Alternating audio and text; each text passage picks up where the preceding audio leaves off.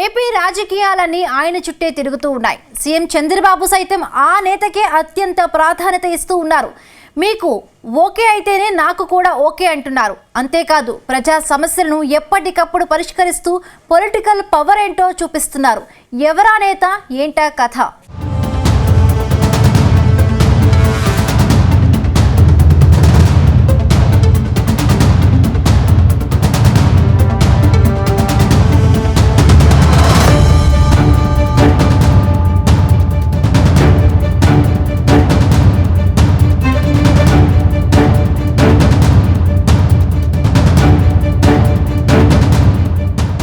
పవన్ కళ్యాణ్ పేరు ఇప్పుడు ఏపీ రాజకీయాల్లో సంచలనంగా మారింది.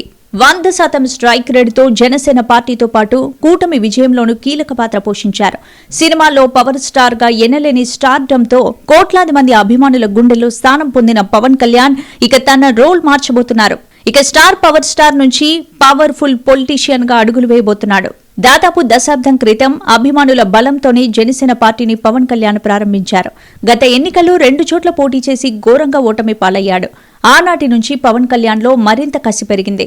ఎలాగైనా సరే ప్రజల మనసును చూరగొనే ఒక రాజకీయ నాయకుడిగా మారాలని పట్టుదలతో కష్టపడి పనిచేశాడు. అవకాశం వచ్చినప్పుడల్లా గత వైసీపీ ప్రభుత్వ ప్రజా వ్యతిరేక విధానాలను నిరసిస్తూ ప్రజల పక్షాన నిలబడి పోరాటం చేశాడు. పార్టీ పెట్టిన కొత్తలో జనాల నుంచి అంతంత మాత్రంగానే స్పందన ఉండేది. కానీ ఎప్పుడైతే పవన్ కళ్యాణ్ సినిమాలకు కాస్త విరామం ఇచ్చి పూర్తి స్థాయి రాజకీయాల మీద దృష్టి పెట్టాడో జనాలు కూడా పవన్ కళ్యాణ్ వైపు అడుగులు వేయడం మొదలుపెట్టారు.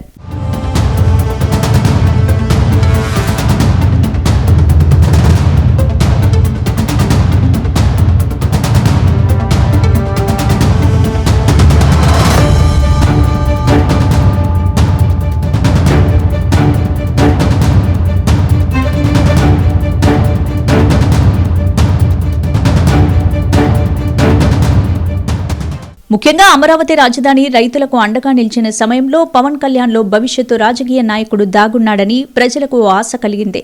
అలా ప్రభుత్వ వ్యతిరేక పోరాటాలతో నిత్యం ప్రజల మధ్యన ఉంటూ జనసేన పార్టీ జనానికి మరింత చేరువైంది. గత 10 సంవత్సరాలుగా రాజకీయంగా ఎంతో ఒడిదుడుకులు, అనుమానాలు ఎదుర్కొన్న జనసేనాని ఈసారి ఎన్నికలను మాత్రం చాలా సీరియస్ గా తీసుకున్నారు. ఎట్టి పరిస్థితుల్లో జనసేన అంటే ఏంటో చూపించాలని పవన్ కళ్యాణ్ పట్టుదలతో పనిచేశారు. ఒంటరిగా ఎన్నికలకు వెళితే ఓటమి తప్పదని భావించాడు. టీడీపీ, బీజేపీతో కలిసి కూటమి ఏర్పాటులో కీలక పాత్ర పోషించాడు. మొదట్లో కూటమిలో చేరడానికి బీజేపీ కాస్త వెనుకాడినా పవన్ బీజేపీ పెద్దల మీద ఒత్తిడి చేసి కలిసి పోటీ చేసేలా చేశాడంటేనే పవన్ రాజకీయ వ్యూహాలను మనం అర్థం చేసుకోవాలి. అప్పుడు పవన్ తీసుకున్న నిర్ణయమే కూటమి అఖండ విజయానికి నాందైంది.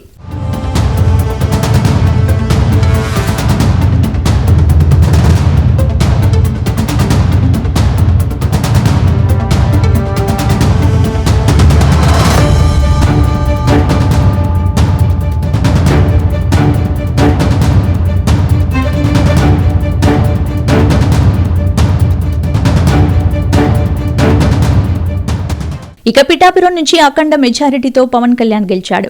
డిప్యూటీ సీఎంగా బాధ్యతలు స్వీకరించాడు. ఇప్పటి వరకు ఒక లెక్క, ఇక నుంచి మరో లెక్క అన్నట్లుగా పవన్ తీరుంది.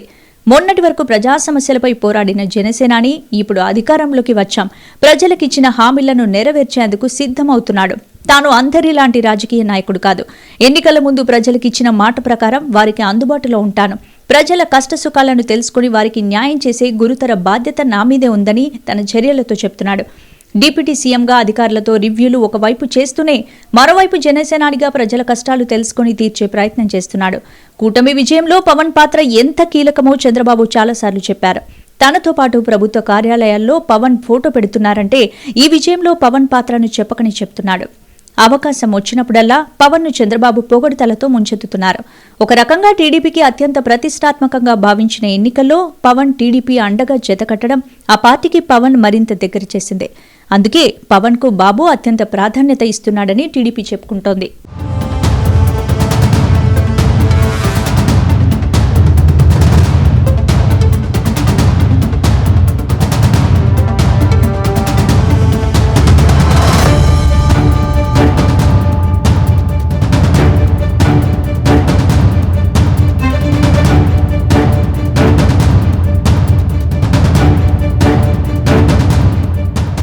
మరోవైపు ఎన్నికలతో కేంద్ర బీజేపీ పెద్దలకు పవన్ తన సత్తా ఏంటో చాటాడు. కూటమి విజయంతో తన వ్యూహం ఏంటో బీజేపీకి తెలిసేలా చేశాడు. ఇప్పుడు కేంద్రంలో ఎన్డీఏ సర్కారు ఏర్పాటులో ఏపీ కూటమిదే ప్రత్యేక పాత్ర. అంతటి కూటమి విజయానికి కారకుడు పవన్ కళ్యాణ్. అది ఎవరు అవునన్నా కాదన్నా ఒప్పుకోవాల్సిన నిజం. అందుకే సాక్షాత్తు ప్రధాని మోడీని జనసేనాని వెపన్ కాదు తుఫాన్ అన్నాడంటేనే పవన్ రేంజ్ ఏంటో చెప్పకనే చెప్పాడు. ఇంకోవైపు తన రాజకీయంగా గేలి చేసిన ప్రత్యర్థులకు సైతం పవన్ గట్టిగా షాక్ ఇచ్చాడు. ఎంతసేపటికి పాత ఓటమిని పదే పదే విమర్శిస్తూ పవన్ ను రెచ్చగొట్టారు. ఆకసే పవన్ కళ్యాణ్ రాజకీయంగా పెద్ద నాయకుని చేసింది. ప్రత్యర్థుల ఘోర ఓటమికి కారణమైంది.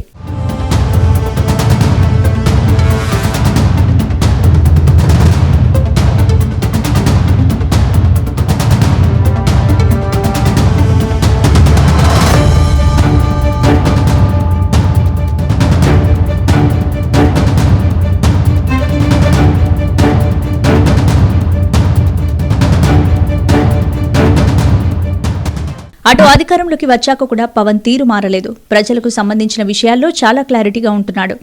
దానికి నిదర్శనం మొన్నటి అసెంబ్లీ సమావేశాలు స్పీకర్ అయ్యన్న పాత్రుని ఉద్దేశించిన మాటలే నిదర్శనం. ఇక నుంచి మీరు తిట్టడం బాగోదేమో అని కొత్తగా స్పీకర్గా బాధ్యతలు చేపట్టిన అయ్యన్న పాత్రుని ఉద్దేశించి పవన్ చేసిన వ్యాఖ్యలు ఒకటే బాధేస్తాం సార్, ఇకపైన మీకు తిట్టే అవకాశం లేకపోవడం. తాను రాజకీయాల్లో ఎలా ఉంటానో స్పష్టంగా తెలిపినట్లు అనిపించింది. అధికారంలో ఉన్నా ప్రతిపక్షంలో ఉన్నా తాను ప్రజల పక్షమే అన్నట్లుగా పవన్ వ్యవహరిస్తున్నారు. వీలైనంత వరకు ప్రజలకిచ్చిన హామీలను నెరవేర్చాలన్నదే పవన్ కళ్యాణ్ తపనగా కనిపిస్తోంది. ఇలా హామీలను నెరవేర్చడంలో తనదైన పాత్ర పోషిస్తాడని చెప్పడంలో ఎలాంటి సందేహం అవసరం లేదని జన సైనికులు చెబుతున్నారు.